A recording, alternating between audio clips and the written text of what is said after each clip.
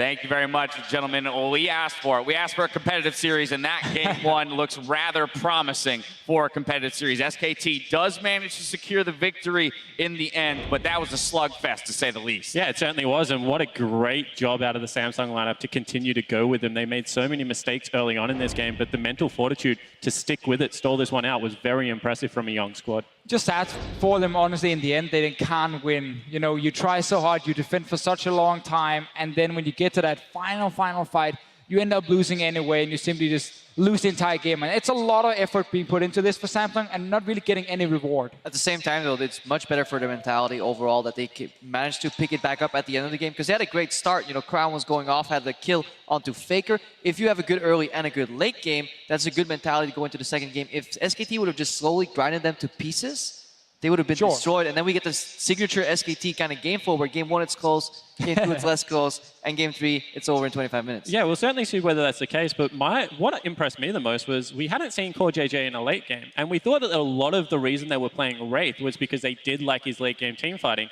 Core JJ was amazing in that late game team fight, flashing forward, getting a double snare in the bottom lane, was able to take over that last team fight. If he had a live, that would have been completely different. I do want to talk about this pick and ban phase, though. We've had it on screen, teasing it a little bit while we talked about the game. I think there was super standard picks here. No real huge surprises. Maybe Ambition showing the Lee Sin for the first time this year, and you can debate how successful it was. But I think there were some cool little tricks from both teams. Like, people might wonder, why did Faker pick Orianna here when Trundle, or when Poppy was already shown they could just pick the Trundle? Was simply because he wanted to play Orianna into Victor. So he got the push early on, so they could invade the blue buff against Crown over and over, because they knew they had the Trundle topside winning against the Poppy as well. And that is just like a small little detail that ended up being actually pretty impactful in the early game. Yeah, but to jump on that point, then Faker has shown that his Orianna bests many victors, but then suddenly Crown plays it a little bit differently. His placement, especially of gravity fields, and then the willingness to go aggressive, flash on the aggressive with his ultimate, has shown that he can even surprise Faker, the god of the mid lane right there. But for the rest, pick and ban, and even the game didn't have that many surprises. It was a typical SKT. They play around Duke as a side lane split pusher later in the game.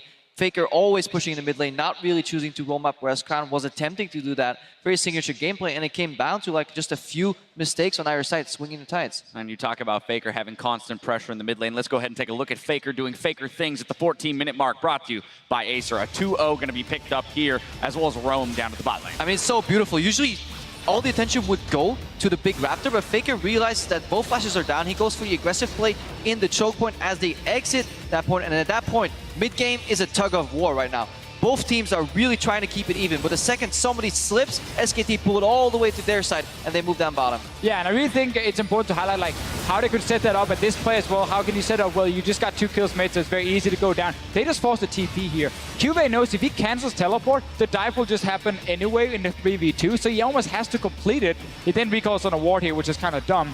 But before that, I'm just calling him out on that one, because he actually did it twice. Totally fair, totally fair. And to be honest, though, that's one of the few mistakes that we saw him make in this game. His Poppy play was pretty stellar. It really was. He made another mistake late game where he missed the ultimate. However, this is just so key to point out, because it's SKT staying at home. This is what we talked about, chipping down mid lane turret, because Faker doesn't go with the rotate. He knows he's not needed down there. They cancel the teleport top lane. They take that one eventually as well. This was such a key SKT play. Yeah, at this point, after this play, it was 26,000 gold versus 22k, if I remember correctly, and it was right even before that, because Faker gets to pick 2 kills.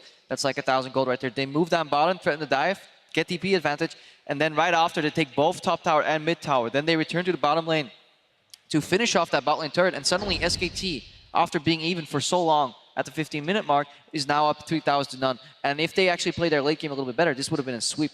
But major props to Samsung for taking home in the late game. That's exactly what I was about to go to, is the fact that SKT, from this point onward, it looked very much like a standard game for them. They were playing it smart, calm, collected, but Samsung Galaxy not being rattled by it. They stuck in it mentally, as you've mentioned before, Spawn. Yeah, and they were able to just get teamfight after teamfight going in their favor, and a lot of it was on the back end of great flanking plays coming out of Cuvee, being able to lock people down, and then there's Zyra being able to lock down key targets. Yeah, and in particular, that 46-minute fight in the bot lane to save the base. Jat was talking about it. They had to go then, otherwise minions would cause a problem in the base. Well, so let's take a look at Bang here on this gen. 50% HP. He's like, is that a tower in front of me? Oh, that's like 5 members of Samsung as well. And he gets caught out. Actually means the fight is now starting heavily in favor of Samsung, because this AD carry is barely able to do anything. And he also goes down as the first one. Yeah, exactly right. Ambition gets in with a kick and then the repetitive CC, which we talked about a lot in the team comps. However, this is how they had to whittle down turrets, because he had the rapid fire cannon and he couldn't get through the trap line, so he was going for the sneaky shots. He went one too many times, and that is a mistake that we're talking about with SKT. This isn't a perfect team,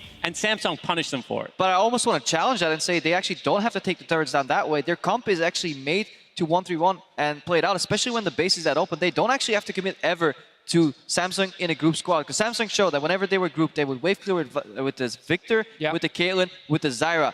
SKT, many points, the biggest gaps they made into the enemy base was by splitting up. So I was kind of surprised that they kept going back to that very group-focused style that was prone to flanks. But that is SKT. We know that they like to 4-1 unless they really base a comp around 1-3-1. And with the Orianna and the Olaf in that position, you could tell they wanted to fight, and it did keep going back and forth in those situations. Well, let's go ahead and take a look at the final fight, because as this was such an epic slugfest, we got to take a look at it because it was almost held one more time by Samsung. Yeah, Ruler getting caught out in the starter. It's not too bad for them, but now the problem is that Faker is in the base, and he's actually able to play alone against 3 or 4 members of Samsung, and this is why he's the best player in the world, because he can make these clutch plays, and Crown also misplaying a little bit in the end. Yeah, he chips off some damage right before he dies there as well, but this goes back to a phase actually before when Samsung was kind of riding their momentum on the siege. They used both flashes on their carries right there, on the Victor, on the Caitlyn, and when you swap out these boots for more damage, you can't afford to do that, and I think that was actually the biggest mistake with flashes up. They could have won that fight, because that is the one weakness Orianna will always have. Her ultimate is a channel. Yeah, I completely agree, but when you look at this team fight, you have to really respect what Faker and Bang were able to do with the Poppy in their face. Time and time again, they're prioritizing taking out the damage dealers whilst this Poppy's charging them. That was a really impressive team That's the big thing in that fight. You saw Bang with the flash 4th auto in order to kill Ruler. If he hadn't done that, Ruler with his 6 items straight may have been able to kite that Trundle out. I mean, for sure, late game here, both teams could definitely win. There was good scaling on both sides, and that's also why we saw some close fights. But I think just to zoom out a little bit and again look big picture on this entire game, all the way back from the pick and ban phase, I'm still a little bit concerned when it comes to Samsung's choices in the ban phase. They remove Ashe instead of like potentially first picking it. They remove Syndra again because Crown clearly doesn't want to play it. And that's some very, very key bans because they're going to be on red side next game. Then Nidalee suddenly has to be added to that pool as well. And then you're running out of choices.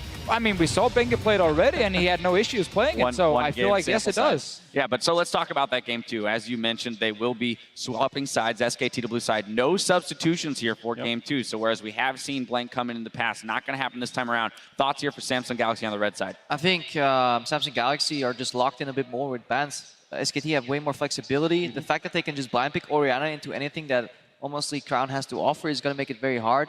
It's still going to be a battle for top lane supremacy, especially with the scaling component. You want to win that lane game split push. But we can't deny that in game 1, as close as it was at the end, there was a phase where SKT had 3 pushing lanes, 3 turrets down, complete control of the game. They made some slip-ups, but they had 2 Barons almost taken without any contest from Samsung Galaxy. If they played that out slightly better, it was a complete whitewash. Yeah, I completely agree. And, you know, when you have a game that is that one-sided and you're hamstrung by pick ban phase, I don't think you can afford to ban the Nidalee, because at this point in time, are you really more scared of Bengi taking over a game or giving Faker such a wide-open champion pool that we know Crown doesn't play? It's just one of those gauntlets that if you're going to challenge someone on the team, challenge Bengi, don't challenge Faker. I mean, if you do want to ban Nidalee, you can still remove Orianna and Syndra as the 2 picks, give them Ashe and then play like Jhin against it, or Caitlyn against it. Or not Caitlyn, actually, just play the Jhin against it. We've seen that before. I just think like this game as well was kind of showing the current meta, like how hard it is to actually close mid-game against a lot of wave clear. That's why the game was so long. Well, and that's a consideration here. We always look at SKT as a team that ramps up through their best of 5s, right? The first one is kind of testing the waters. Okay, what do we need to learn from them? And then they really kind of put the hammer down.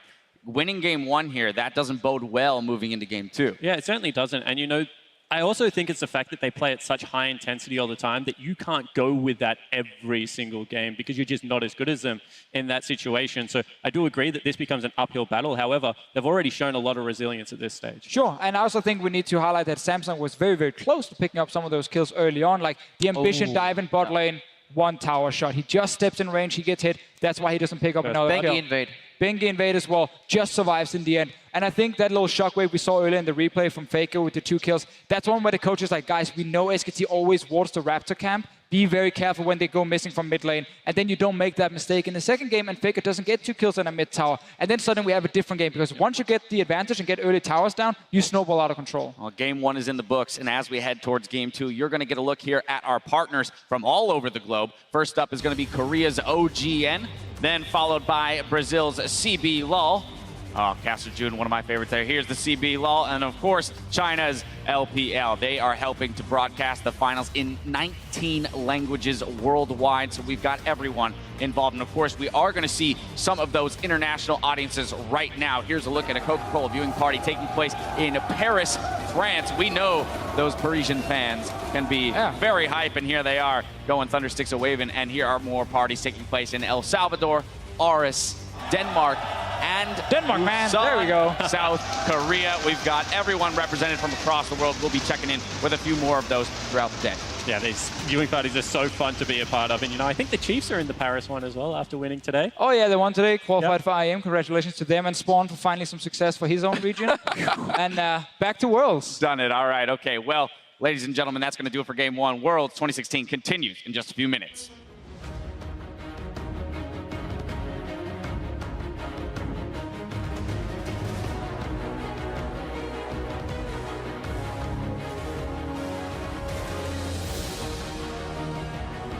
As we load onto the Rift for Game 1 of Samsung Galaxy taking on SK Telecom for the World Championship title. Now Ambition challenging Bengi. Bengi gets rooted up. The Brambleback is fighting. 3-1 to Bengi. Here comes Crown. Gets a reply. Might have some kill try. Last is still getting got the last tick. Crown solo kills Faker. Take some pressure back, which is they're going for now. Got wave on two, and that's just easy. And Bengi gets dunked. Faker uses his third summoner spell, Bengi, to get revenge. There's no time for Samsung. They have to go. The minions That's a two-man route. Bang and Wolf are in trouble. The Poppy Hammer throws up. Shockwave pulls Ambition into it. Bang is down. Where is Faker? Ambition's looking for Bengi. Faker gets caught up. Whoa, he gets Faker! That's the shutdown. Faker goes golden. He's killed by Ruler. What can Ruler do? Nothing. The defending world champions win Game 1.